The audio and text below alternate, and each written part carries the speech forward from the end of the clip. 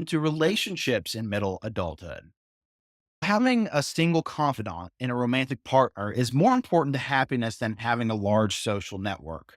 Okay, formal relationships are those bound by rules of politeness and are less relaxed, while informal relationships are more comfortable and authentic. Researchers found that the transition from singlehood to marriage brings an increase in subjective well being. And as marriage progresses, there is some evidence for a regression to a hedonic set point or a set happiness point or level. The quality of marriage matters with lower levels, resulting in an increase in depression. Rates of marital happiness are highest in the years prior to the birth of the first child, low point with the coming of a child, and begin to improve when the children leave home. Types of relationships continued. Conflict between partners is a major factor leading to lower subjective well being.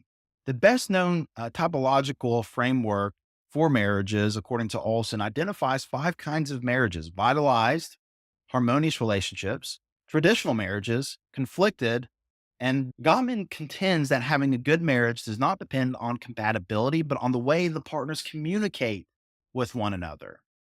In relationships destined to fail, partners engage in marriage killers of contempt, criticism, defensiveness, and stonewalling.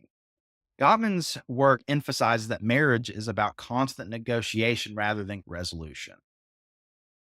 Now, when it comes to divorce and remarriage, divorce may be more or less of an option for married couples depending on societal factors.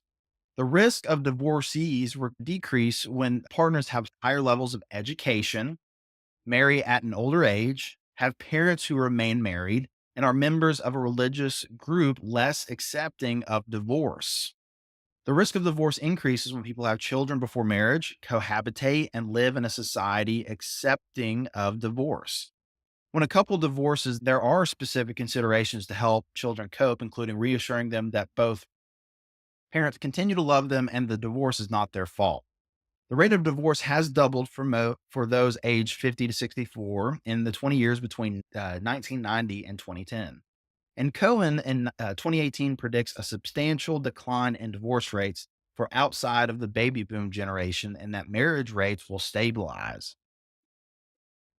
People are waiting until later in life to marry for the first time, with the average now at 27 and 29 for women and men respectively, and higher than that for urban centers. We've discussed that in previous chapters, especially in regard to early adulthood, where we understand that we're living longer.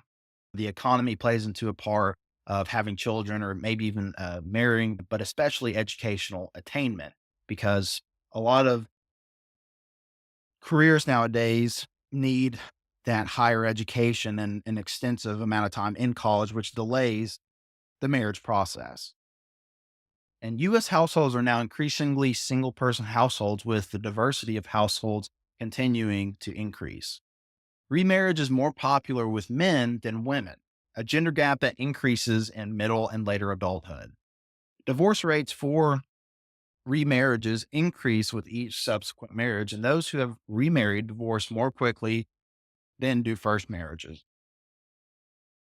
The chances of remarrying depends on the availability of partners. Desire to remarry, education reduces that likelihood. Research on blended families tends to focus on younger adults and younger children, but that is changing as older adults date and remarry.